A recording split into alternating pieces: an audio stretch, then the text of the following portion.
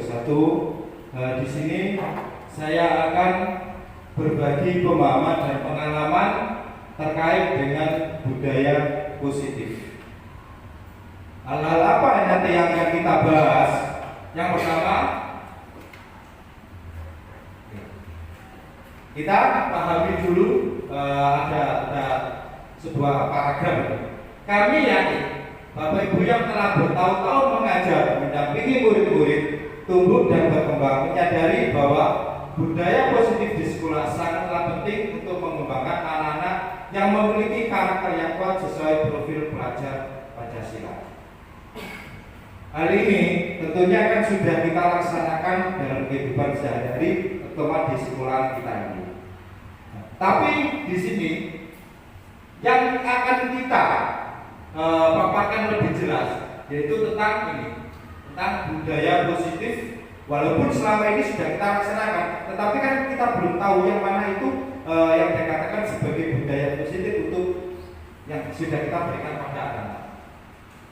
Nah, terkait apa saja dari budaya-budaya positif itu? Nih, konsep untuk budaya positif terdiri dari beberapa bagian. Yang pertama ini tentang perubahan paradigma belajar. Yang kedua, disiplin positif dan nilai-nilai kebajikan universal. Yang ketiga, teori motivasi, hukuman, dan penghargaan dan restitusi. Kemudian yang keempat, keyakinan kelas. Kelima, kebutuhan dasar manusia dan dunia berkualitas. Keenam, restitusi, yaitu nanti terkait dengan 5 posisi kontrol sebagai guru.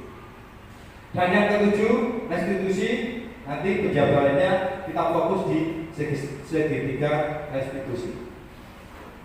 Nah, Ibu Bapak, ada 7 nanti yang akan kita bahas di sini nanti. Kemudian yang terakhir, nanti implementasi tentang budaya positif yang sudah saya laksanakan di kelas 6. Nanti kita paparkan di nomor 8 nanti. Oke, yang pertama tentang perubahan paradigma belajar. Nah, apa itu?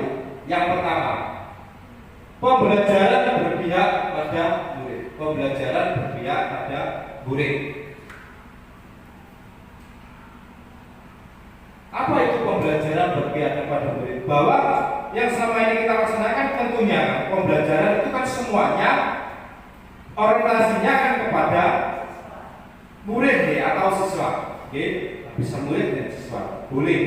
Tetapi di sini saya menggunakan kata murid. Ini sesuai dengan di CGB itu siswa itu maknanya itu sama dengan murid. Makanya saya di sini menggunakan kata murid. Pembelajaran berpihak pada murid, bahwa semuanya atau sesuatu itu pembelajaran semuanya harus berorientasi pada murid. Ini sudah tentunya sudah kita laksanakan. Kemudian ada makna kodrat alam dan zaman. Apa maksudnya di sini? Nah, begini. Manusia secara lahir ya, itu sudah dibekali adanya kodrat alam dan zaman. Nah, bagaimana hal ini dimaksudkan? Kodrat alam itu begini.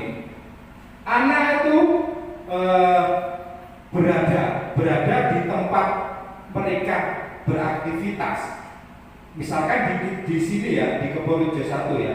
Nah, berarti alamnya, pembelajarannya itu harus rata-rata berorientasi atau konteks pembelajarnya itu harus sesuai dengan yang ada di sekitar lingkungan kita.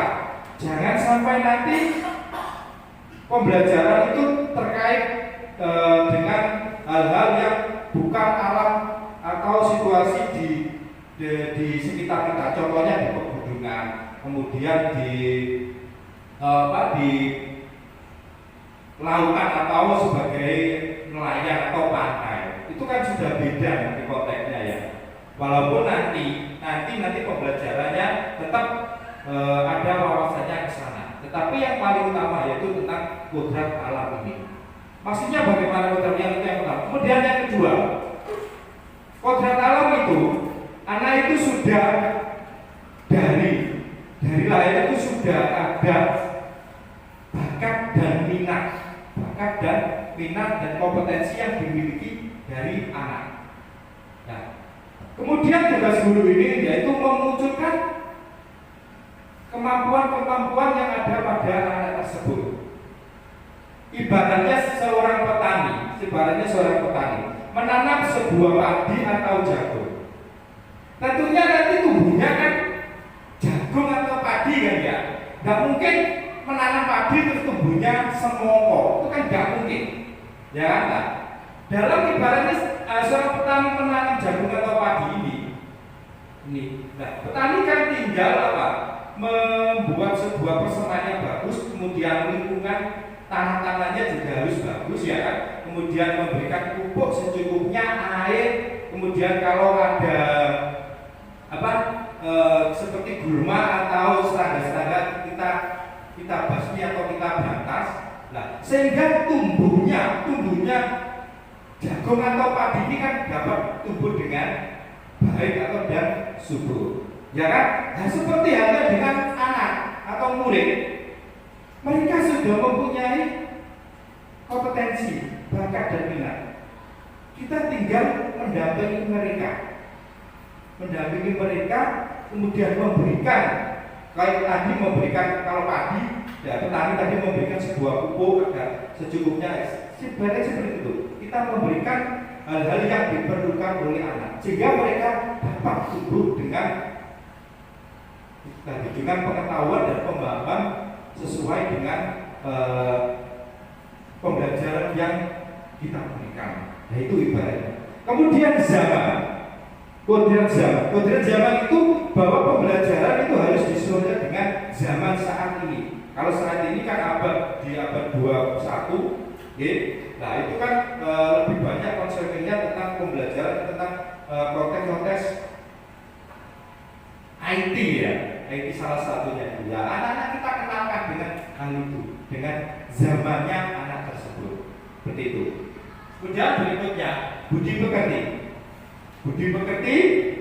Ini sudah jelas ya. Ini salah satunya melalui pembiasaan tentang mengucapkan salam seperti itu, terus mana sebelum melakukan awal pembelajaran berdoa dan sebagainya. Kemudian sopan santun, salah satunya juga penerapan budaya 5S, yaitu penerapan budi pekerti. Menuntun berikutnya. Makna menuntun ini sama halnya dengan tadi. Menuntun sama dengan petani ya, sebalikkan seorang petani menanam sebuah jagung atau padi, menuntun untuk tumbuhnya jagung dan padi itu menjadi subur. Sama dengan halnya ini, menuntun siswa kita, menuntun murid kita untuk menjadi pribadi-pribadi yang siap untuk melaksanakan kehidupan di masa yang akan datang. Ini salah satu contoh pembelajaran yang berpihak pada murid. Saya ini memanfaatkan pembelajaran di sekitar kita, di konteks lingkungan itu. Nah ini salah satu contoh budi pekerti, penerapan budi pekerti. Yang kedua, disiplin positif dan nilai-nilai kebajikan universal. Budaya kita, makna kata disiplin di mana menjadi sesuatu yang dilakukan seseorang kepada orang lain untuk mendapatkan kepatuhan. Kita cenderung menghubungkan kata disiplin dengan ketidaknyamanan. Ya apa tidak?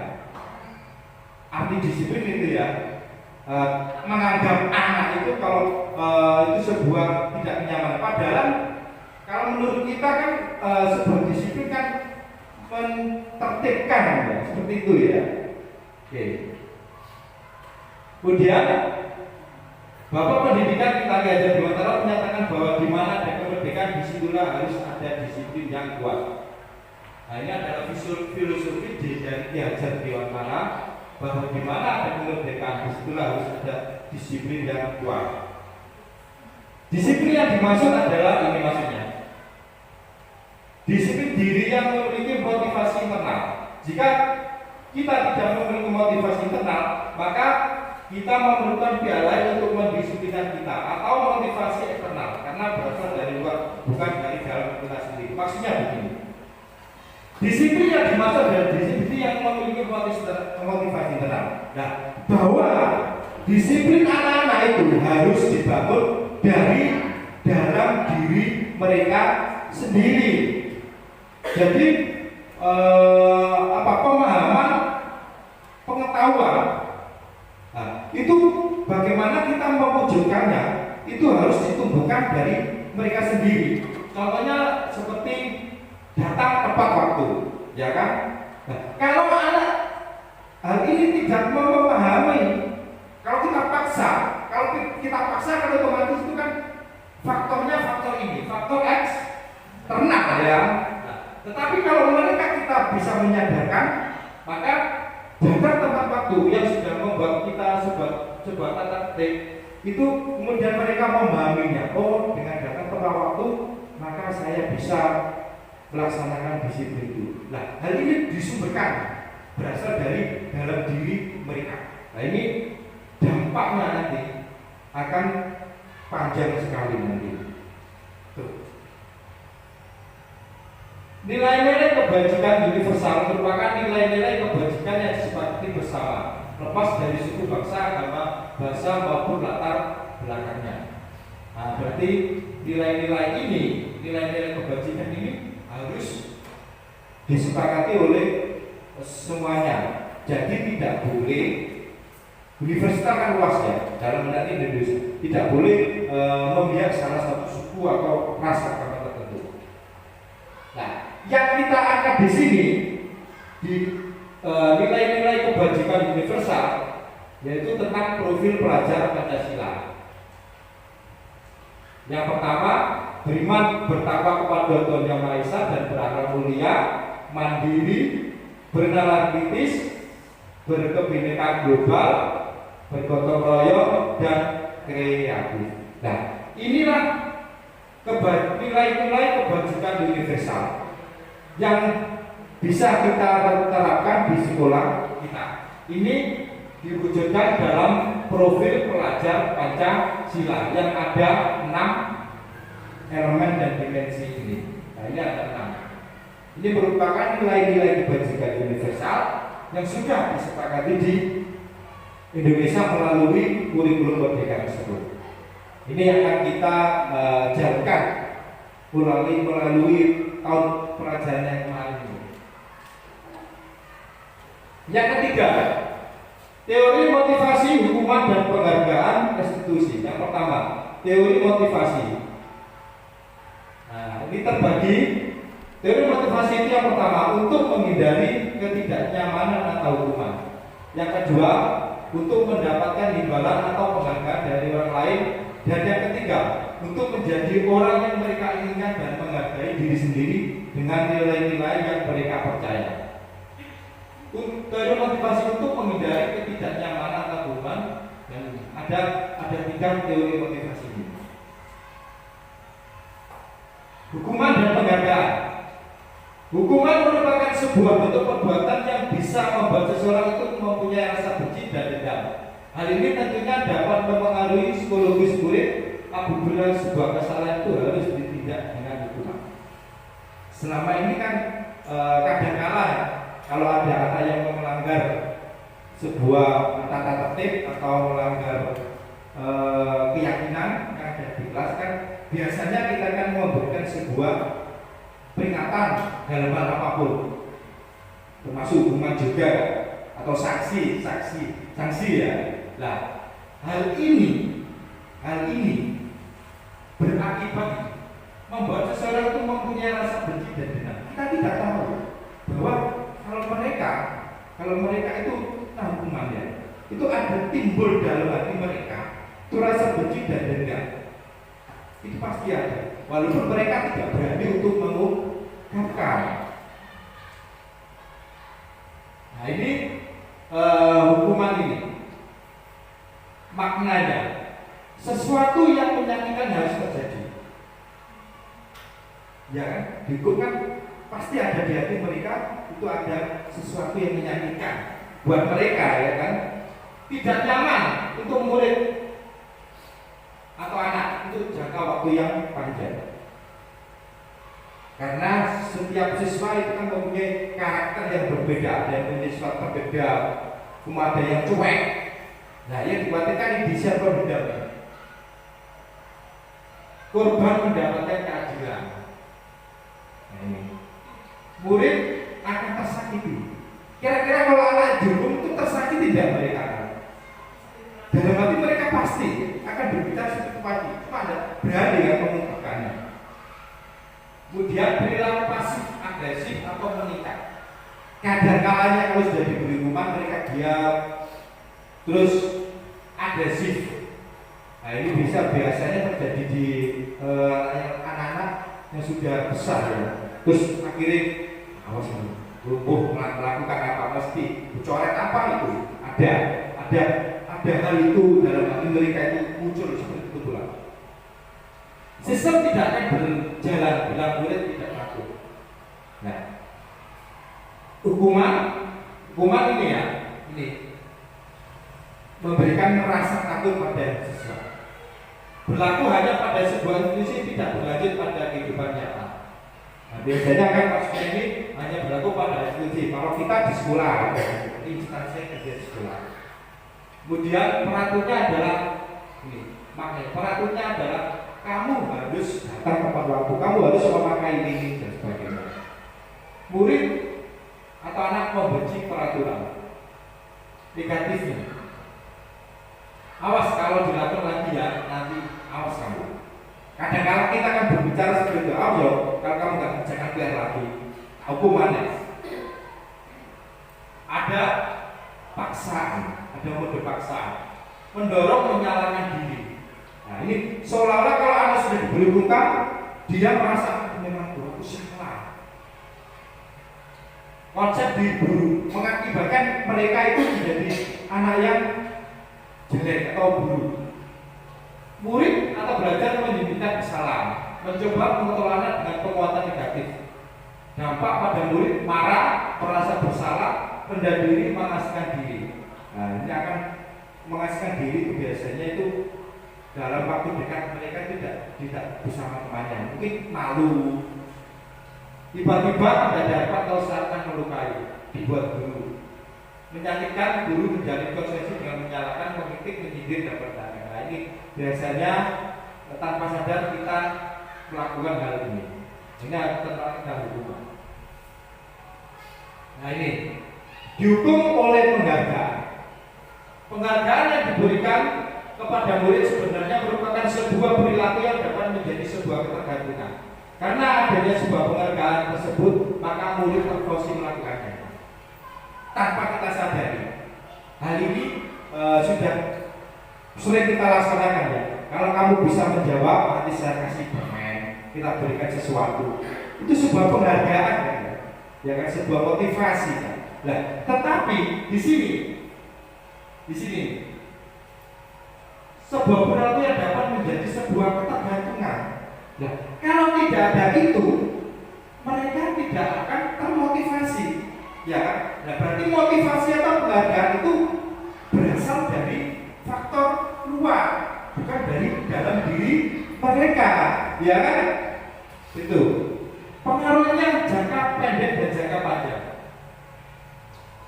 Ini yang pertama, pengaruhnya jangka pendek ini. Penghargaan efektif jika menginginkan seorang melakukan sesuatu yang penting dalam jangka waktu pendek. Jika kita menggunakan penghargaan lagi dan lagi, maka orang tersebut akan bergantung pada penghargaan yang diberikan serta kehilangan motivasi dari dalam. Yang saya maksud tadi ya. Oke, itu. Jika kita mendapatkan penghargaan untuk melakukan sesuatu yang baik, maka selain kita senantiasa berharap mendapatkan penghargaan tersebut lagi, kita pun menjadi tidak menyadari tindakan yang baik kita lakukan. Nih. Berikutnya, penghargaan tidak efektif. Maksudnya, suatu penghargaan adalah suatu benda atau peristiwa yang diinginkan, yang dibuat dengan persyaratan. Jika saya mengharapkan suatu penghargaan dan tidak mendapatkannya, maka saya akan kecewa dan berhati kecil. Serta kemungkinan lain, saya tidak akan berusaha sekeras sebelumnya. Jika kita memberikan seseorang suatu penghargaan untuk melakukan sesuatu, maka kita harus terus-menerus menginginkan penghargaan itu. Jika kita ingin orang tersebut meneruskan perilaku yang kita inginkan. Nah, kalau siswa ingin ingin berperilaku yang baik, ya kan? Nah, itu kan harus kita beri apa? Sebuah penghargaan terus menerus, ya kan? Ini kan tidak efektif ya. Kalau tidak diberikan, mereka tidak akan melakukannya. Ini yang dimaksud dengan penghargaan tidak efektif. Orang yang berusaha berhenti merokok atau orang yang berusaha diet menguruskan badan dan diberikan barang HP pasti tidak berhasil. Penghargaan merusak hubungan. Maknanya apa? Nih, ketika seseorang diberi penghargaan atau dipuji dengan orang banyak, maka yang lain akan merasa iri dan sebagian dari mereka akan tidak menyukai orang yang diberikan penghargaan tersebut. Nah, seperti itu ya. Misalkan ini contoh si A dengan si B, terus diberikan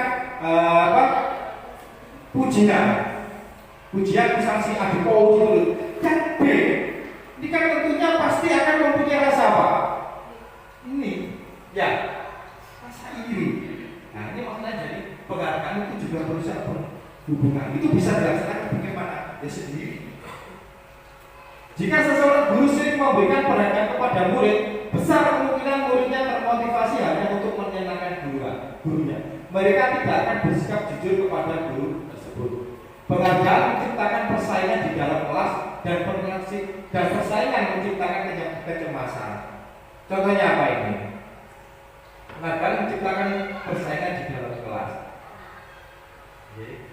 Mereka yang percaya bahwa mereka tidak memiliki kesempatan untuk mendapatkan penghargaan akan berhenti mencoba. Ini merusak penghargaan, merusak hubungan. Yang berikutnya, penghargaan mengurangi kecepatan. Ini kita baca. Ricat 1. Dalam sebuah percobaan, sekelompok anak laki-laki berusia sekitar 9 tahun diminta untuk melihat gambar-gambar wajah yang ditampilkan di layar, dan mereka harus memberikan jika wajah-wajah tersebut sama atau berbeda. Gambar-gambar tersebut hampir sama. Beberapa hari mereka diberi penghargaan dalam bentuk.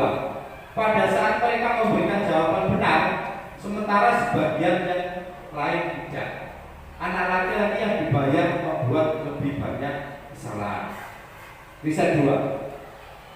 Anak-anak diminta mengingat kata-kata tertentu, kemudian mereka diminta mengambil kartu yang berisi kata-kata yang diingat tersebut setiap kali muncul. Beberapa anak diberikan permen setiap mereka memberikan jawaban yang benar, dan sebagian yang lain hanya diberitahu saja bila jawaban mereka benar. Hasil, anak-anak yang mendapatkan permen jawabannya banyak yang tidak tepat dibandingkan dengan anak-anak yang hanya diberitahu jawaban yang benar. Mengapa hal ini bisa terjadi? Karena ini kan mereka bisa menjawab karena ada sesuatu yang diberikan ya. Kalau tidak, ya sudah, karena mereka berhenti. Yang berikutnya, penghargaan menurunkan kualitas.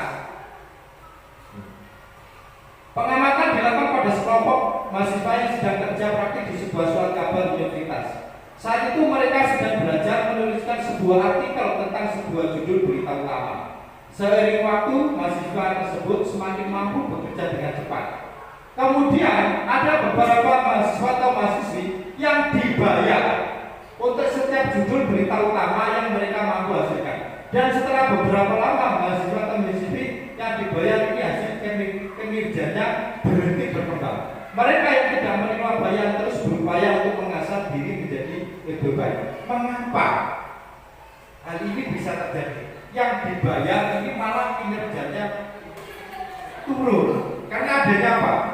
Motivasi yang didapatkan dari mereka ini berasal dari luar atau eksternal, bukan bersumber dari dalam dirinya. Itu yang mengakibatkan.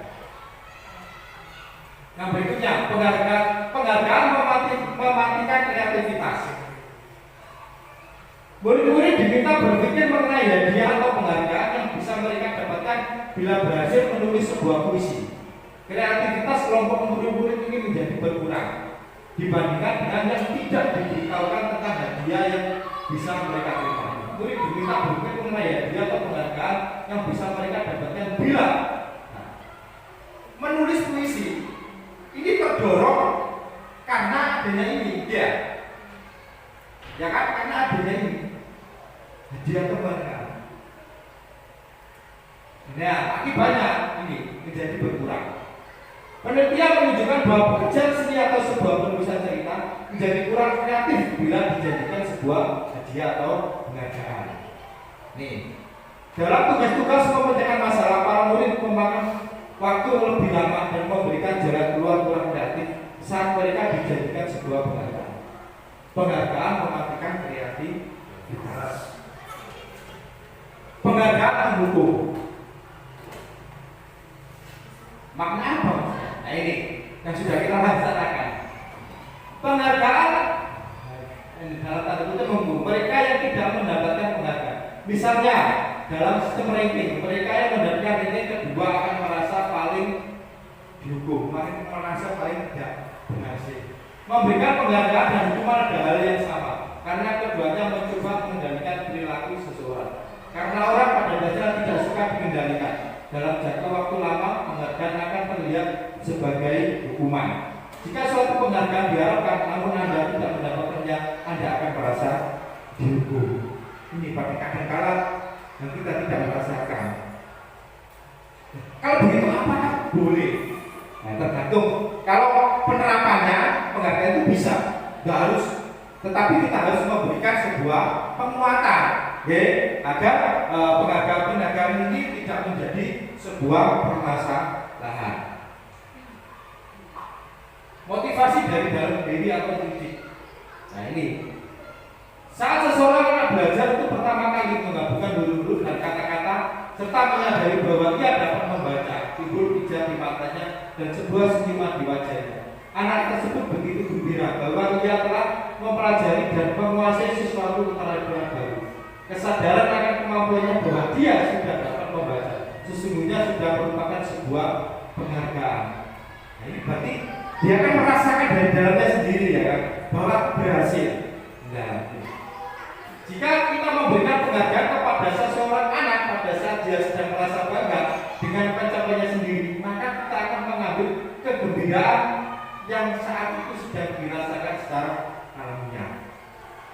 Ini beda ya. Nah, yang berikutnya tentang restitusi. Apa itu restitusi? Restitusi adalah proses menciptakan kondisi bagi murid untuk memperbaiki kesalahan mereka, sehingga mereka bisa kembali pada kelompok mereka dengan karakter yang lebih kuat. Dosen 2004 di penulisnya. Nah ini nanti kita akan jelaskan tentang apa. Restitusi juga merupakan sebuah proses kolaboratif yang mengajarkan murid untuk mencari solusi untuk masalah mereka dan membantu murid berpikir tentang orang seperti apa yang mereka inginkan dan bagaimana mereka harus memperlakukan orang lain. Nah, maknanya begitu. Restitusi ini adalah sebuah hal yang dilakukan untuk mengatasi sebuah permasalahan yang bersumber dari dalam dirinya. Seperti itu. Nah, keempat tentang keyakinan kelas.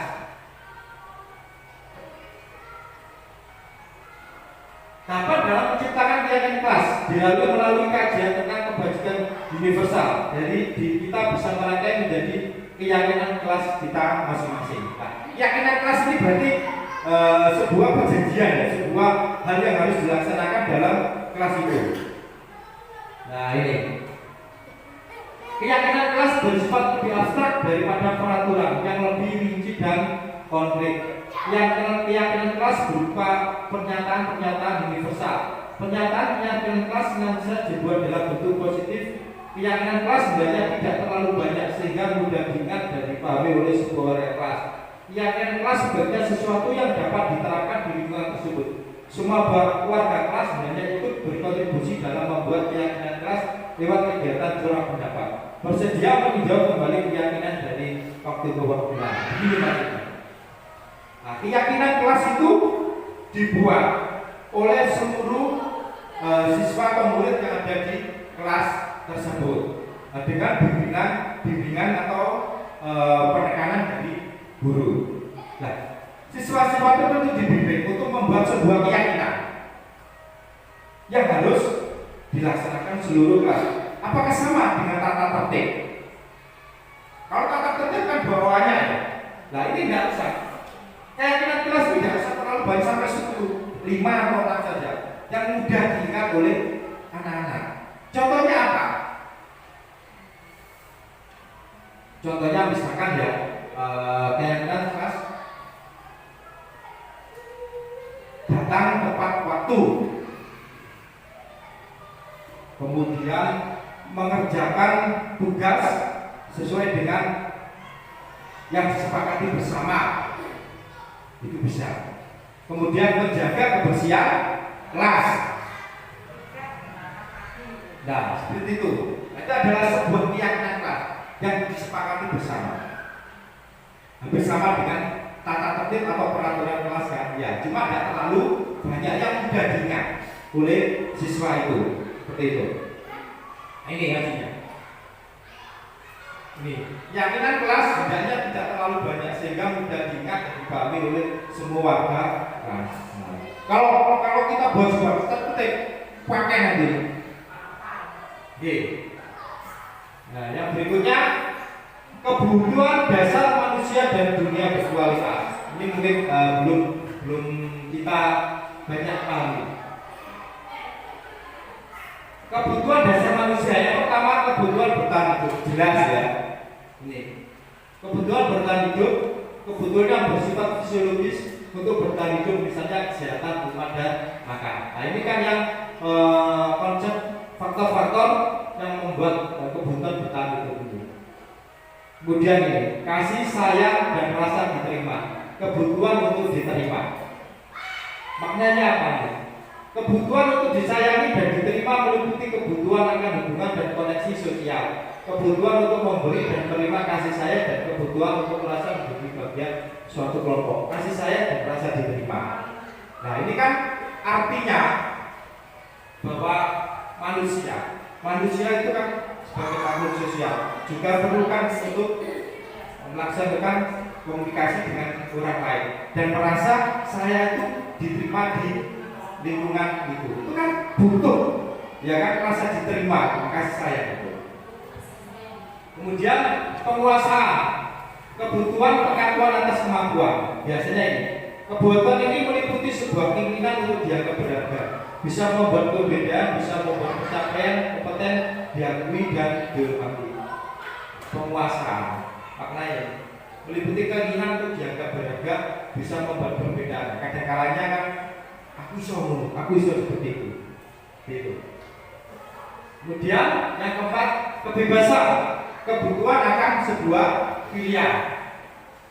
Anak-anak dengan kebutuhan kebebasan yang tinggi menginginkan pilihan, mereka perlu banyak bergerak, suka mencoba-coba, tidak terlalu terpengaruh orang lain, dan senang mencoba hal baru dan menarik. Kebebasan, kesenangan, kebutuhan untuk merasa senang. Anak-anak dengan kebutuhan dasar kesenangan yang tinggi biasanya ingin menikmati apa yang dilakukan. Mereka juga bisa berorientasi tinggi, saling mengerjakan hal yang disenangi. Mereka juga bermain dan juga mengoleksi barang suka lain. Kesenangan ya kan, perlu juga akan kesenangan seperti itu. Restitusi atau 5 posisi kontrol. Nah, ini kita laksanakan, kita sebagai guru ya, kita sebagai guru, nah ini ya 5 posisi kontrol. Maknanya itu apa? Ini pendukung. Nah ini orang-orang yang menjalankan posisi pendukung senantiasa mengatakan bahwa sekolah memerlukan sistem atau alat yang dapat lebih menekan murid-murid lebih dalam lagi. Nah ini penghukum, nada suara tinggi, bahasa tubuh mata melotot, dan jari menunjukkan menghadiri. Patuhi aturan saya atau awas. Oke. Nah ini biasanya ada seperti maknanya, awas, patuhi aturan saya. Oke, ya. Ini posisi menghukum. Kalau ada sebuah melakukan kesalahan, kalau ada murid yang melakukan kesalahan, ya, atau melanggar apapun aturan itu, nah ini posisi kontrol yang pertama itu biasanya kita sebagai penghukum, ya, sebagai penghukum. Nah ini biasanya ciri-cirinya ada suara tinggi, nah bahasa tubuh liri ya, melotot, terus jari menunduk-nunduk. Awas kamu ya, kalau kamu tidak mematuhi peraturan besok, kalau kamu tidak memakai kaos kaki lagi. Nah ini posisi mendukung. Ya, seperti itu. Yang kedua, nah ini akibatnya. Kemungkinan murid marah dan mendendam atau bersifat agresif. Walaupun itu tidak muncul ya, takut kan. Kecuali kalau mungkin anak SMA atau yang besar-besar itu kadang-kala kalau zaman dulu biasanya dicegah. Tapi kan sekarang nggak ada. Kalau di SD kan nggak sampai. Nah itu kemudian pasti yang muncul di dalam dirinya, tapi kan nggak berani ya mengungkapkan. Bisa jadi sesudah kembali duduk murid tersebut akan mencoret-coret bukunya atau meja tulisnya. Kesal, ya melampiaskan itu. Maling bagi murid. Lebih buruk lagi setelah sekolah murid terlihat motor atau mobil guru dan akan menggores kendaraan tersebut dengan paku.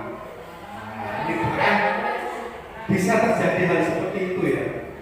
Karena karakter siswa itu kan mungkin berbeda-beda. Nah, ini posisi kontrol kita sebagai penghukum. Kemudian yang berikutnya posisi, nah ini. Yang berikutnya pembuat merasa bersalah. Posisi kita membuat merasa bersalah untuk siswa. Maksudnya kata-kata yang keluar dengan lembut dinyatakan seperti ini. Ibu sangat kecewa dengan kamu. Berapa kali Bapak harus memberitahu kamu? Nah, ini kan ibu sangat kecewa sekali dengan kamu. Kan merasa anak tersebut, kalau kita mengatakan itu kan anak tersebut kan merasa dia apa? Merasa bersalah juga. Merasa bersalah dia. Ya kan?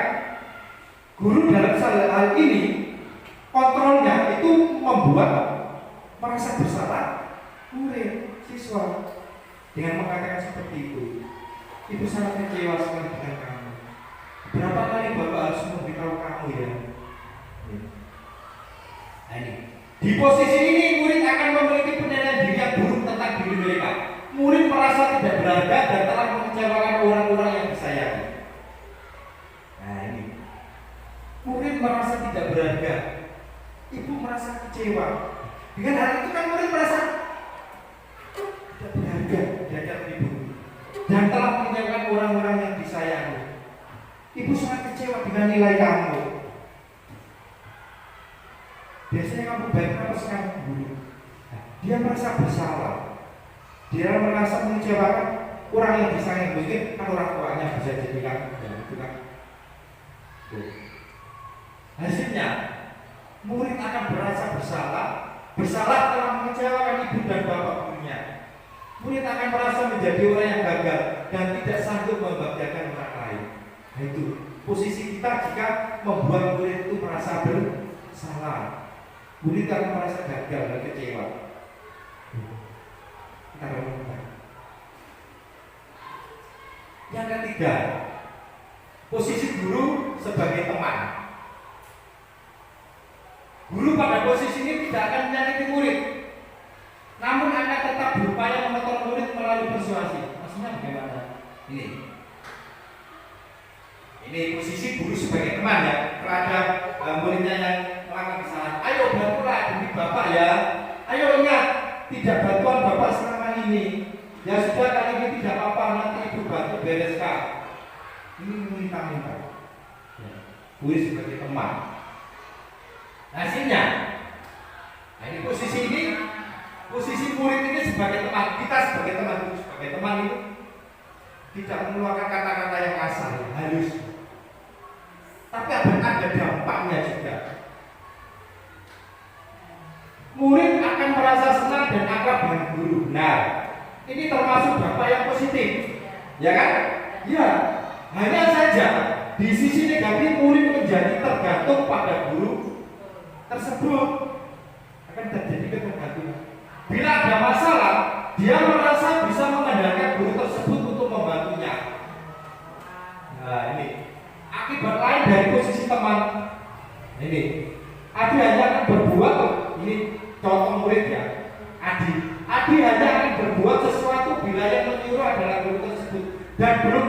berlaku yang sama dengan guru. Ini terjadi apa enggak? Terjadi. Kelas 6 saja. Misalkan saya meminta sesuatu pasti, tapi kalau ketika marahin dia, kadang-kala tidak mau dengan itu. Ini ketika posisi teman ini di sini negatif dia ini. Nah, seperti itu. Kemudian yang berikutnya, pemantau. Posisi guru sebagai pemantau. Memantau berarti mengawasi.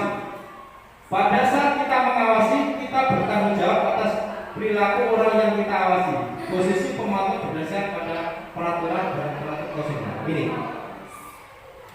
bila mana itu ada sebuah permasalahan, kemudian guru ini memantau tentang perkembangan anak itu. Peraturannya apa yang telah kamu lakukan, sanksi atau konsekuensinya apa? Ditanyakan. Hasilnya, murid memahami konsekuensi yang harus dijalankan karena telah melanggar salah satu peraturan sekolah. Guru tidak menunjukkan suatu emosi yang berlebihan, menjadi marah atau membuat merasa berbuat salah. Murid tetap dibuat tidak nyaman, yaitu dengan harus tinggal kelas pada waktu jam istirahat dan mengerjakan tugas. Guru tetap harus memantau murid pada saat mengerjakan tugas di jam istirahat karena murid tidak bisa meninggalkan sendiri. Ini negatifnya. Memantau ini ya. Ini maksudnya begini. Misalkan ya, ada murid tidak mengerjakan tugas misalkan. Itu sudah ada, terus ditanya peraturannya apa? Bukan jawab. Harus mengerjakan tugas Pak besok. Misalnya kemarin maka saya harus ini. Apa yang telah kamu lakukan? Saya tidak mengerjakan. Sanksi apa? Konsekuensinya apa? Yang misalkan di peraturan atau keyakinan kelas sudah dijelaskan. Misalkan tidak mengerjakan tugas, seperti dan sebagainya. Saya akan tinggal di kelas Pak. Mereka tinggal di kelas. Mereka tinggal, maksudnya itu waktu ketika jam istirahat mereka mengerjakan. Kemudian guru memantau. Guru harus memantau murid pada saat mengerjakan tugas di jam istirahat, karena murid tidak bisa ditinggalkan seorang diri. Murid tetap dibuat tidak nyaman, tidak nyaman juga. Jadi dengan harus tinggal di kelas, karena konsekuensinya yang sudah disepakati yang kelasnya. Dan yang terakhir, yang kelima itu guru sebagai manajer. Apa maksudnya? Posisi terakhir ini, 5 kontrol tadi. Posisi di mana guru berbuat sesuatu bersama dengan murid, mempersilahkan murid mempertanggungjawabkan perilakunya, mendukung murid agar dapat menemukan solusi atas permasalahannya sendiri. Nah, di sini guru itu sebagai sebuah manajer. Jadi menanyakan ke murid,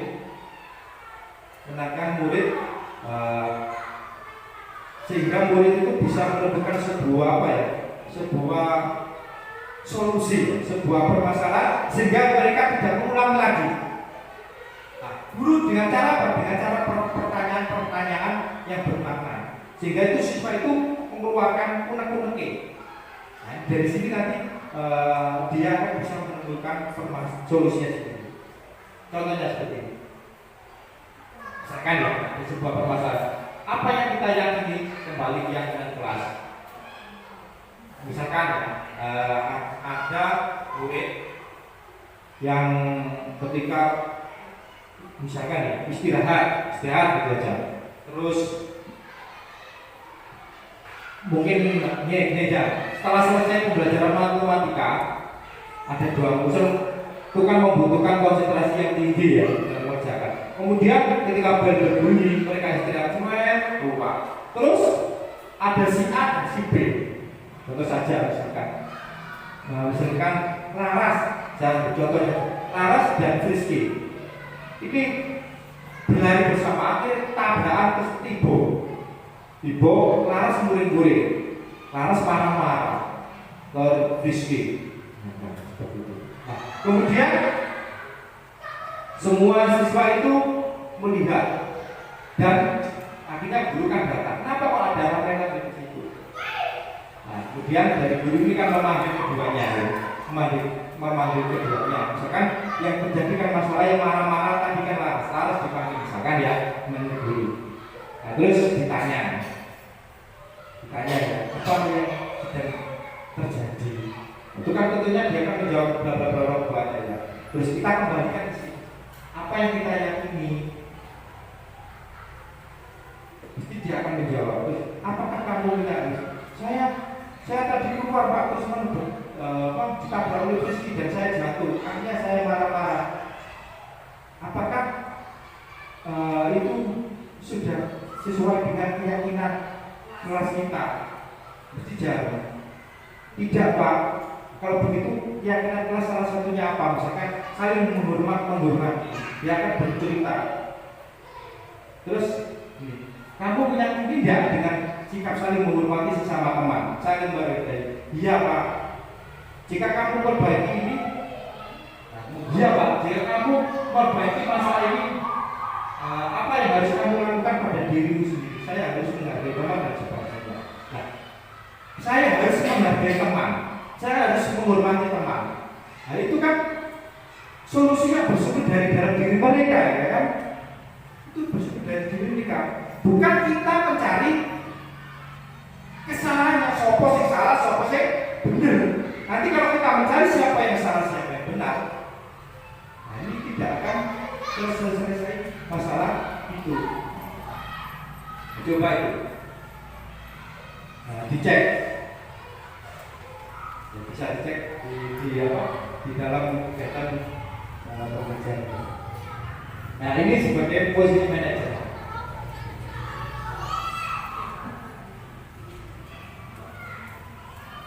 Tugas seorang manajer bukan untuk mengatur perilaku seseorang. Nah, kita membimbing murid untuk dapat mengatur dirinya sendiri. Seorang manajer bukannya memisahkan murid dari kelompoknya, tetapi mengembalikan murid tersebut ke kelompoknya dengan lebih baik dan kuat. Jika terjadi sebuah permasalahan, ya, kita diwajibkan untuk mengembalikan murid ke dalam sebuah kelas, ke dalam teman-temannya itu dalam keadaan yang termotivasi, tidak merasa bersalah, kembali kuat, seperti itu. Posisi manajer guru akan mengembalikan tanggung jawab pada murid untuk mencari jalan keluar permasalahannya itu dengan bimbingan guru. Ini yang dimaksud. Nah, oke. Kalau begitu, kira-kira kalau kita lihat 5 posisi kontrol kita sebagai guru dalam mengatasi sebuah masalah, posisi mana yang seharusnya kita lakukan? Yaitu sebagai apa? Sebagai tadi yang pertama menghukum, terus rasa bersalah, kemudian teman, pemantau, dan yang kelima manajer. Nah, dari kelima posisi kontrol guru ini, kalau kita ingin murid itu bisa menemukan sebuah solusi yang bersumber dari dalam dirinya atau wujud intrinsiknya, maka posisi kontrol kita sebagai manajer dan juga bisa sebagai teman. Harus bisa kita mengoperasikan. Pokoknya jangan posisi sebagai penghukum dan membuat merasa bersalah. Kita bisa mengombinasikan tiga: teman, pemantau, dan manajer. Nah ini yang ketujuh di garis institusi. Ini sebuah permasalahan divalidasi ini namanya segitiga institusi ya. Ini validasi, tidak ada yang salah. Ada permasalahan itu divalidasi, kemudian menstabilkan identitas dulu, kemudian divalidasi, kemudian menanyakan keyakinan. Ini adalah tuntutan segitiga institusi. Hal apa yang ada di konsep itu? Kalau menstabilkan identitas itu nih, setiap orang pasti pernah melakukan kesalahan. Pernah pasti. Kamu bukan satu-satunya yang pernah melakukan ini. Ini namanya menstabilkan identitas. Ditanya seperti itu. Kemudian divalidasi. Kamu tentu punya alasan mengapa melakukan itu. Dicarikan sebuah alasannya. Bukan kamu salah, tidak. Kamu tentu mempunyai sebuah ada sebuah alasan. Orang melakukan sesuatu, pasti ada alasan.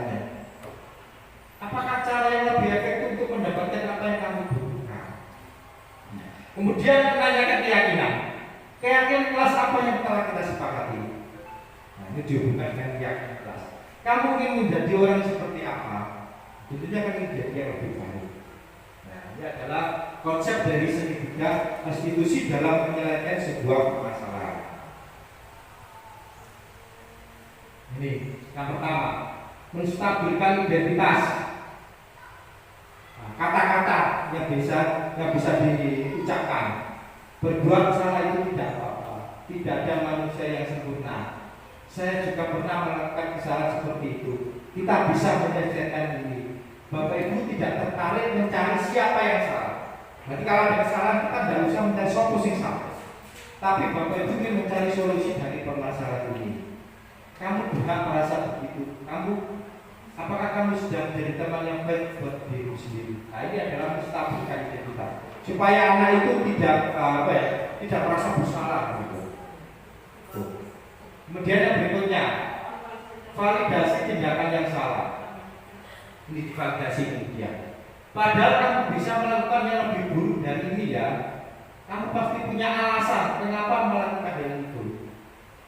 Kamu patut bangga pada dirimu sendiri karena kamu telah melindungi sesuatu yang penting buatmu. Kamu boleh mempertahankan sikap itu, tapi kamu harus menambahkan sikap yang baru. Sangat penting. Kemudian menanyakan keyakinan. Hal ini dilakukan agar sebuah keyakinan yang sudah dibuat di kelas secara bersama itu menjadi sebuah prinsip yang harus dilakukan. Nah ini hal yang penting itu bersumber dari dalam diri sendiri, didasarkan pada nilai kebajikan sehingga perubahan perilaku itu berdampak panjang. Kalau hal itu sudah bersumber dari dalam diri anak tersebut, maka nilai kebajikan itu perubahannya itu berdampak panjang. Contoh kata-katanya, apa yang kita percaya sebagai kelas atau keluarga? Apa nilai-nilai umum yang kita telah sepakati? Apa bayangan kita tentang kelas yang ideal? Kamu mau jadi orang seperti apa? Ini ada keyakinan kelas itu. Terima kasih. Nah ini terkait dengan apa? Ini budaya positif ya. Nah untuk yang kedua, yang berikutnya ini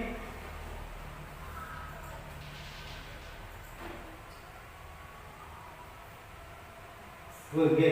Sebelum saya lanjutkan yang tentang itu, yang implementasi budaya positif di kelas. Hal kira-kira dari konsep-konsep budaya positif ini ada yang perlu ditanyakan? Ya, bagaimana Pak? Ya, saya ingin bertanya ya, mengapa sebuah penghargaan yang kita berikan kepada siswa dikatakan mendukung siswa? Terima kasih Pak. Di sini tadi sudah ya, kita buka lagi tentang penghargaan itu tadi. Tentang penghargaan yang mendukung, dihukum oleh penghargaan.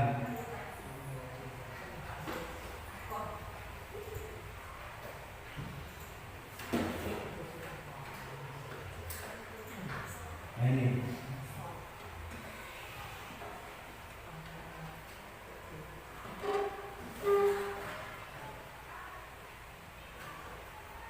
Nih kita kembali ke sini. Dihukum oleh penghargaan. Penghargaan yang diberikan kepada itu sebenarnya merupakan sebuah perilaku yang dapat menjadi sebuah ketergantungan.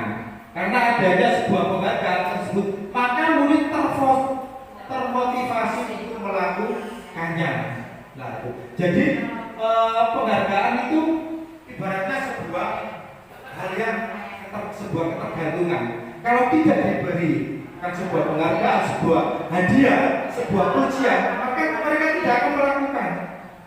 Nah, makanya itu sebagai dihukum oleh penghargaan. Seperti itu Pak.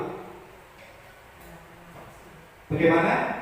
Ya, baik Pak. Oke. Ada lagi? Ya. Tadi kan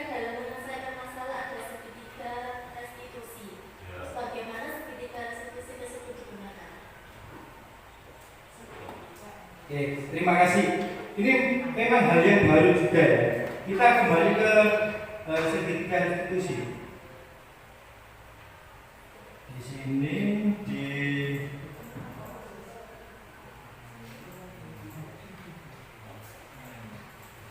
nah ini di segitiga restitusi. Dalam menyelesaikan sebuah permasalahan, kita tidak langsung mencari siapa yang salah, siapa yang benar, tetapi kita berusaha untuk mencarikan sebuah apa tadi? Solusi atau jalan keluar untuk menyelesaikan permasalahan tersebut yang bersumber dari dalam diri.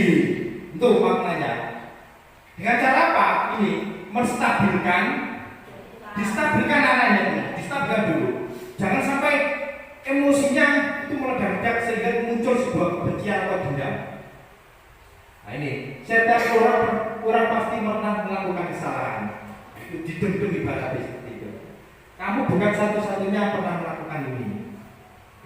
Itu distabilkan. Kemudian divalidasi. Kamu tentu punya alasan mengapa melakukan itu. Alasan apa kok melakukan itu? Ditakoni. Adakah cara yang lebih efektif untuk mendapatkan apa yang kamu butuhkan? Mengapa kamu melakukan itu? Adakah cara yang lain? Selain itu divalidasi. Nah, kemudian kita kembalikan kepada keyakinan kelas yang sudah dibuat, disepakati bersama. Ini tadi jangan terlalu banyak ya, biar mudah dihafal atau diangkat oleh siswa. Keyakinan kelas apa yang telah kita sepakati? Hubungkan keyakinan kelas itu dengan permasalahan yang tadi itu. Hubungkan itu. Mana yang kira-kira bisa dihubungkan dengan keyakinan kelas itu. Itu kemudian cari pertanyaan-pertanyaan yang bermakna yang lain yang berhubungan dengan ini. Nah, sehingga siswa itu memunculkan solusinya dari dalam dirinya mereka sendiri. Nah, sehingga akan menyadari, oh iya, dengan seperti ini saya akan bisa membuat teman. Nah, itu dampaknya panjang. Kalau kamu harus seperti ini, kalau tidak seperti ini, maka akan terjadi ini. Nah, ini faktornya bukan dari diri anak, tapi dari eksternal, dari luar, dari kita. Dampaknya pada saat ini saja mereka akan patuh. Tetapi ketika 1 atau 2 tahun mereka akan melupakan hal itu. Tidak akan mengulang lagi karena sumbernya itu bukan dari dalam diri mereka. Jadi itu. Oke, ada pertanyaan lagi? Saya lanjutkan yang berikutnya terkait dengan implementasi. Nah, ini implementasi tentang kita berbagi pengalaman. Saya menggunakan ini budaya positif 5S. Senyum, salam, sapa, sopan, saling. Ini saya coba terapkan di kelas 6 ini terlebih dahulu karena saya dari apa? Dari beberapa waktu yang lalu belum ada poster atau tulisan ini. Nah, saya mencoba untuk mengembangkan untuk membuat anak-anak itu bisa melaksanakan budaya 5S. Maka saya ambil budaya positif 5S. Murid kelas 6 SD Negeri 1. Hal yang pertama yang saya lakukan. Nah, ini penjelasan dan kesepakatan dengan murid pembiasa 5S. Senyum, salam, sapa, sopan, satu. Nah, ini saya berikan pemaparan penjelasan terlebih dahulu tentang 5S ini. Kemudian, nah ini contoh-contohnya. Ini saya paparkan juga poster-posternya, gambar-gambarnya, bentuk-bentuknya, sehingga mereka bisa mengingat. Nah, ini adalah penjelasan anak-anak pada mereka implementasinya.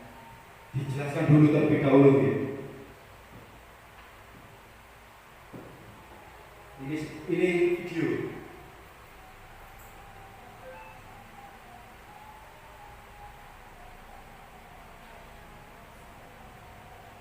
Bisa ya?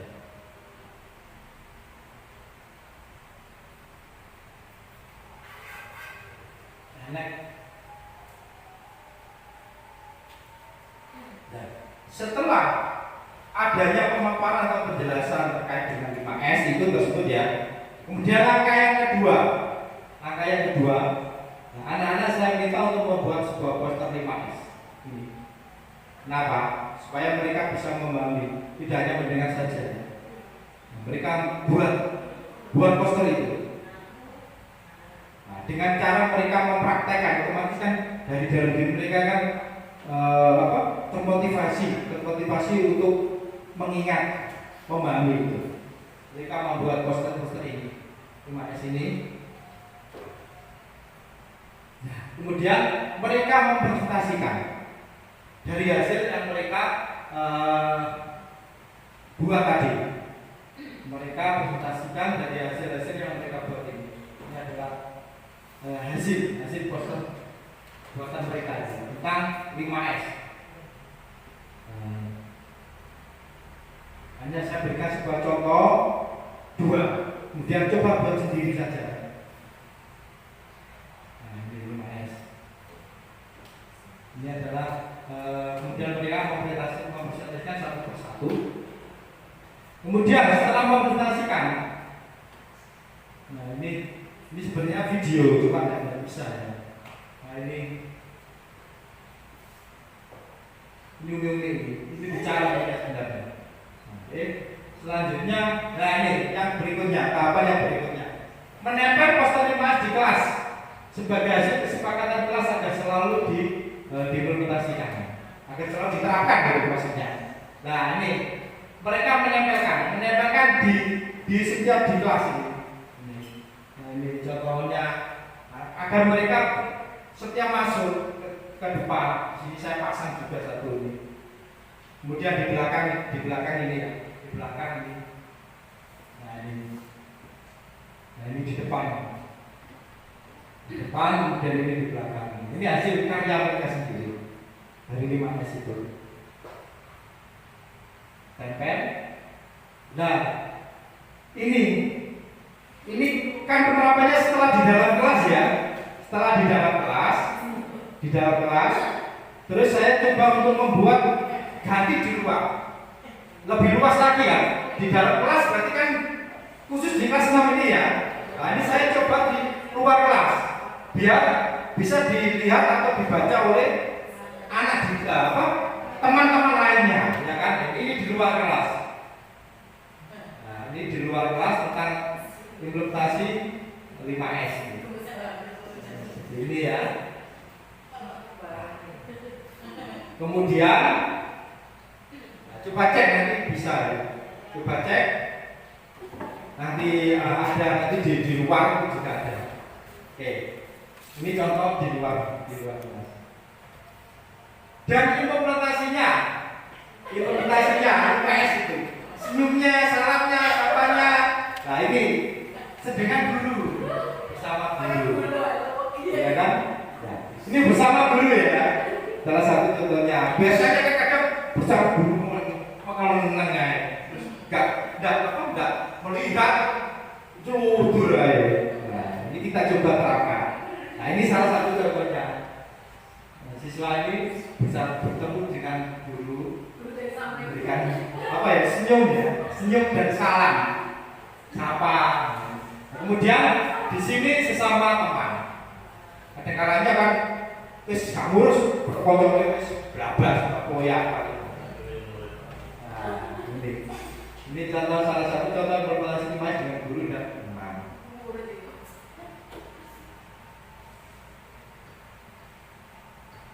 Terima kasih.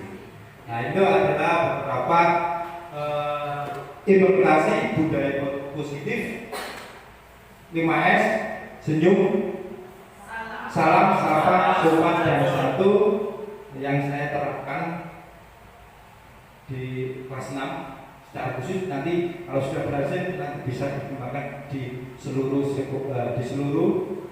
teman-teman. Saya kira itu Ibu Bapak yang dapat saya sampaikan. Kurang lebihnya mohon maaf. Saya ini Wassalamualaikum warahmatullahi wabarakatuh.